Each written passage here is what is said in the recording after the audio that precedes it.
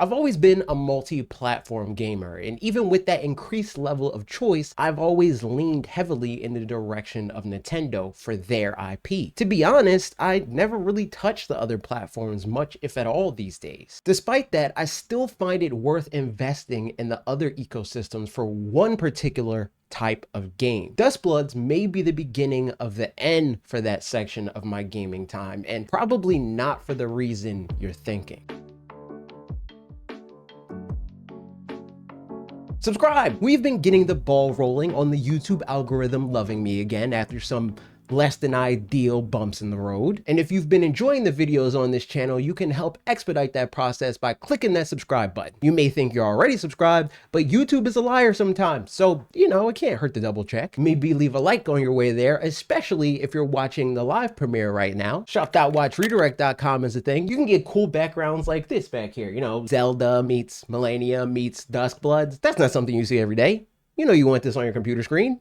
Go to the link. Now stick with me. I'm sure some people will hear aspects of this and react negatively before hearing my full thoughts, but I'm not a Souls-like fan. I've never played Elden Ring. I don't like Dark Souls. And more often than not, new Souls-like game announcements tend to bleed together for me and end up being ignored with the farming sims and Space Marine. But there are a select few that have found their way through one way or another. Sekiro was sick. I had a lot of fun with Star Wars Jedi Fallen Order. Above all, and I feel the most pertinent to this video, Bloodborne made me a general believer in the potential value of the format, and to be real is the only reason I gave those last two examples a shot to begin with. I'm a big fan of games that test timing, positioning, and perhaps more than anything, aggression, and Bloodborne is the first Souls game that I played that nailed the right balance between all of these things. The Duskbloods has been giving a lot of people Bloodborne vibes, and I can't say I disagree, though I will push back. I think the Duskbloods overall story,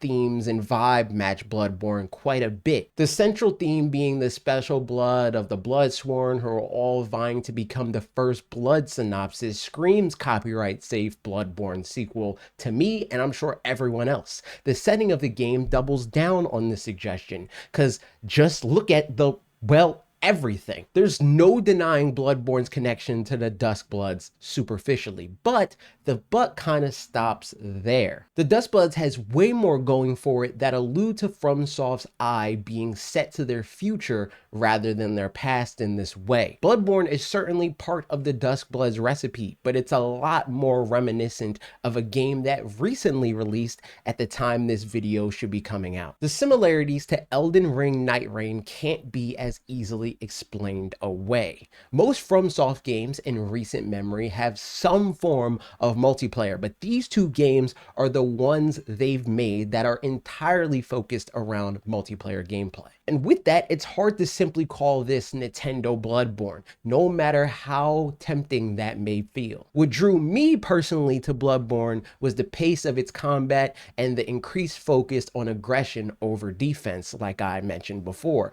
But given its nature as an 8-player PvPvE game with 12 different Bloodsworn to choose from, the Duskbloods can't really safely make that same kind of claim to offense and aggression. Don't get me wrong, it definitely means there will be some of the standard Souls-like combat against NPCs, and that is because there will be more of a mixture of From Software weapon types, like the traditional melee weapon and slightly less traditional but admittedly Bloodborne coded firearm, as well as a companion summon that each character can use, which veers it away from the traditional From Software formula. All of these different Bloodsworn classes will bring with them various combat styles and pacing to suit a lot of different playstyles, just like Night Rain. Unlike Night Rain though, Duskbloods isn't expressly cooperative. Cooperation will play a part, to be sure. There will be temporary strategic alliances all over the place, but at the end of the day, someone has to be the winner in the Duskbloods. For the most part at least. FromSoft says there will be special matches with special conditions that allow for team-ups for the win. It does sound like that'll be the exception way more than it'll be the rule, but it is definitely worth acknowledging here. This makes me think, in a best case scenario, players will be able to select between different game types. Or maybe matches are more similar to City Trials and Kirby Air Ride where win conditions are randomized. Or it's somewhere in between and win conditions are dynamically set based on how each individual match is progressing.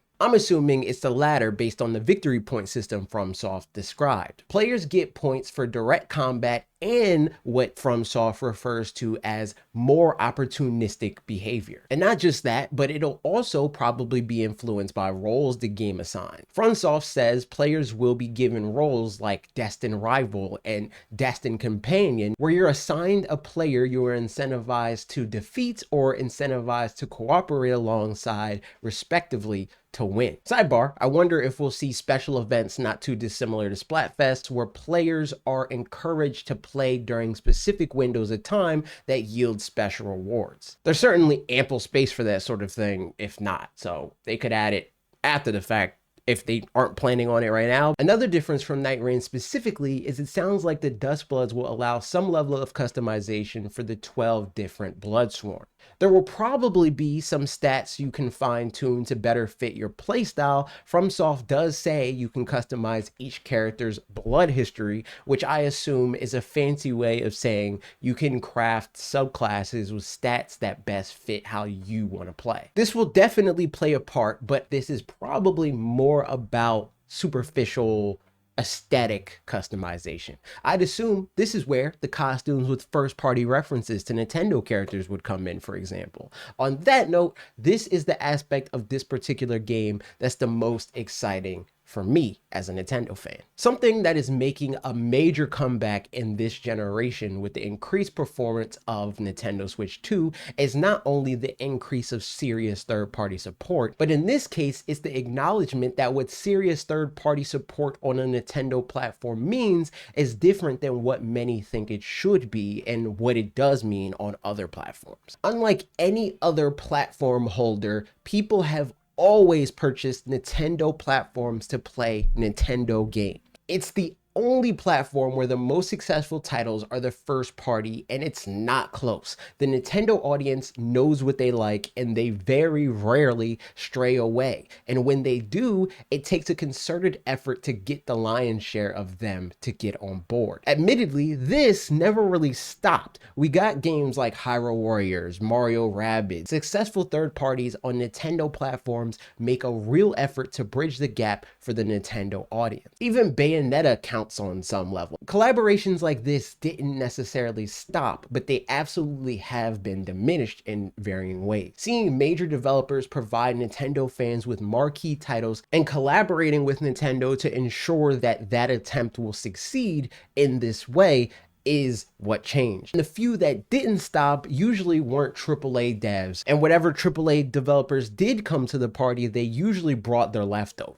That means we got legacy versions. Maybe they threw in motion aiming. Maybe they put in some sort of wacky party mode. Very few made real efforts like FromSoft is doing with the Duskbloods to provide unique experiences that are tailor-made for Nintendo fans and for the platform that the game is on. Let me be clear, that shouldn't have to be making a game that's a clone of something Nintendo would make on a content level. It does need to have the same attention to quality and detail that Nintendo is known for. In short, this isn't the community to pawn off just whatever port and expect it to sell well. Games with real hope for success are games crafted for the platform, essentially from the ground up. And that's something From Software seems to understand and is up to the task for with the Duskbloods. The Duskbloods is a game they would make for any of their other major platforms. It's not an old game with a new mode or two. It's not a dumbed down version that attempts to pander to Nintendo fans. It's not another platform's hand-me-downs. It's a full-fledged FromSoft experience without some sort of arbitrary spin. And while I contend developers don't need to do this for success on Nintendo platforms, they did put in an effort to directly appeal to Nintendo fans with certain character designs. All of these things combined underscore what true support for a Nintendo platform should look like. Nintendo's ecosystem is as close to bespoke as you can get on a mainstream gaming platform. And with that distinction, it should be approached with a similar level of care if third parties expect to see comparable levels of success that they see elsewhere, let alone comparable levels of success that Nintendo has on their own platforms. It hasn't been since the days of GameCube that we've seen third parties treat the Nintendo audience as essential in this way. A worthwhile market for some level of investment? Sure, even Wii U fit that that bill. Switch 2 though is being treated like a non-negotiable, and it's honestly way past due. The Duskbloods is the kind of game that I buy entire platforms for. I bought a PS4 to play Bloodborne, funnily enough. Obviously, Nintendo platforms have no shortage of system sellers, but one company with a well-defined target audience can only offer so much. So it's important for others to fill in the gaps for anybody that wants any type of variety with the kinds of games that they're playing. That said, it's certainly not something that means just anything is worthy of being embraced. I skip third-party games often for just trying to cast the widest net as possible because those attempts frequently cut various corners. We hear all the time how given games are impossible because of hardware limitations on Nintendo platforms, but in reality, most of the time, they're not possible within the level of investment publishers want to make, which is entirely different from it actually being impossible. Switch 2 closing the gap in power certainly helps change that, but I think more than anything, the 150 million Switches proved how worthwhile that increased investment would be. The multiple titles that garnered sales far beyond 30 million units sold proved that value in that increased investment. And more than anything, the entire mobile PC handheld market that cropped up as a very direct result of Switch's massive success emphatically proved these publishers should not only be bringing their best, publishers should be bending over backwards to make sure their best has the best shot at success. Because not only is this market worth the same level of care as the other two consoles, I'd argue it's worth significantly more. In a lot of ways, the Duskbloods isn't a game I'd typically be into, let alone this excited for. Vampires haven't historically been my thing, but I will say I saw Sinners. That movie was phenomenal, and while I still wouldn't say it was even able to convert me into a vampire fan, I will concede that it has given me a newfound appreciation of what they can be, and am now open to the idea when done well and not just for the sake of an easily understood and therefore overused backdrop to a story. And I'm always down to widen my horizons when the opportunity to do so meets me where I want to be. I love playing games on Switch. The convenience is unmatched. Selfishly, it's way easier to justify playing for the sake of videos like this, and it's a platform all of my friends and family agree on, unlike PlayStation, Xbox, or PC. I will absolutely be getting Duskbloods when it releases next year, and I look forward to playing it with friends and randoms online. Let me know in the comments if you plan to do the same. Thank you to Redirect's first ever executive producer Trev L. Steinberg and all of these other great names you see scrolling on the screen for keeping this channel afloat. Head on over to shop.watchredirect.com to join them in receiving whatever of the perks listed that interest you most. Most importantly, if you watch this video all the way through, you must be looking forward to Nintendo Switch 2's launch. Subscribe and click the notification bell so you can be sure to see all the videos I have planned for the Switch 2 release and its future. Okay, that's it for me. See you in the next video.